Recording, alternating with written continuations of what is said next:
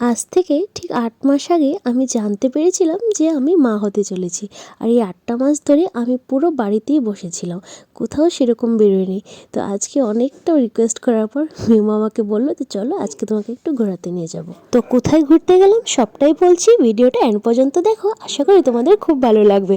যেহেতু ৮টা মাস পর আমি আজকে বাড়ির থেকে কোথাও ঘুরতে বেরোচ্ছি, তো আমি তো ভীষণই এক্সাইটেড। তো মিমোর সাথে গল্প করতে করতে ফাইনালি আমরা পৌঁছে গেলাম। তো আমরা এসেছিলাম একটা রিসর্টে, আর রিসর্টটা আমাদের বাড়ি থেকে একটু দূরে ছিল। তো রিসর্টটা ছিল অভয়পুরীতে, আর নাম ছিল আস্থা রিসর্ট। আর রিসর্টটার ইনসাইডটা কি বলবো, সত্যি কথা বলতে পরিবেশটা এতটাই ঠান্ডা ছিল যে আমার তো এখানটায় পৌঁছে গিয়ে আর বাড়ি আসতে ইচ্ছে করছিল না। তো আমি মিমুকে তো বলছিলাম যে মিমু চলো আজকে এখানটায় থেকে যাই। এখানটায় থাকার সুবিধাও ছিল, কিন্তু আমরা রাত্রে যেহেতু স্টে করবো বলে বাড়ি থেকে প্রিপারেশন নিয়ে আসিনি, তো আর রাত্রে স্টে করিনি। কিন্তু দেখো এখানটায় মিমু এসে আমাকে বলছে যে আমাকেও ভিডিও বানিয়ে দাও।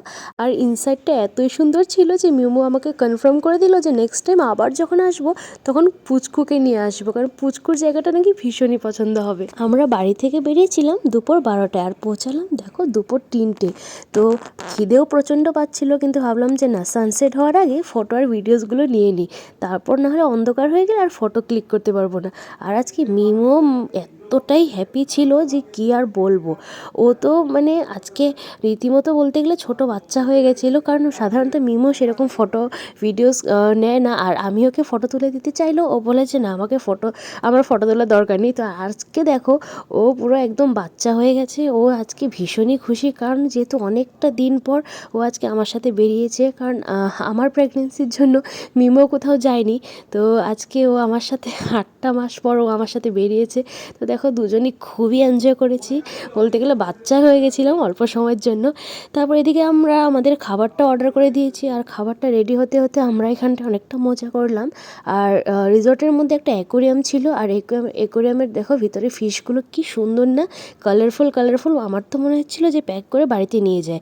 আর সবচেয়ে ভালো লেগেছে আমার এই মাছগুলো দেখে, দেখো কি সুন্দর এক একজন আরেকজনের সাথে খেলা করছিল, মানে খুবই ভালো লাগলো দেখে। আমি তো মিমুকে বলছি যে আমাদের যখন নতুন বাড়ি হবে তখন আমিও বাড়িতে এইভাবে একটা অ্যাকোরিয়াম রাখবো। তারপর দেখো আমাদের লাঞ্চ এখানটা রেডি হয়ে গেছে। আর লাঞ্চে আমরা সিম্পল থালি অর্ডার করেছিলাম, যেহেতু দুপুরে ভাত ছাড়া অন্য কিছু খেতে বিশেষ করে আমরা বাঙালিরা পছন্দ করি না, তো ভাতই অর্ডার করেছিলাম। তো লাঞ্চ কমপ্লিট করে এবার বাড়ি তো যেতেই হবে, কারণ তখন বিকেল 5টা মতো বাজে। তো মিমু বললো চলো, যা রাত করা ঠিক হবে না যেহেতু আমি প্রেগনেন্ট। তো তারপর দেখো এবার আমরা ফাইনালি বাড়ি চলে যাচ্ছি। আর রিসর্টটার পাশে একটা জেল ছিল, তো জেলটা দেখো বাইরের থেকে তোমাদেরকে দেখালাম, কারণ ভিতরে তো আমাদেরকে ঢুকতে দেবে না। দেখতে পাচ্ছ কত উঁচু উঁচু ওয়াল জেলের। তো তারপর দেখো এবার আমরা বাড়ির দিকে রওনা হলাম। আর রাত্রে এই ব্রিজগুলো খুবই সুন্দর লাগে, তো তার জন্য তোমাদের জন্য একটা ভিডিও ক্লিপ নিলাম। আর ফাইনালি চলে এলাম বাড়িতে। আমি ভীষণ টায়ার্ড। তো গাইজ আজকের দিনটা ভীষণ ভালো কাটলো। তোমাদের ভিডিওটা কেমন লাগলো অবশ্যই কমেন্ট করে জানিও। Thanks for watching, by.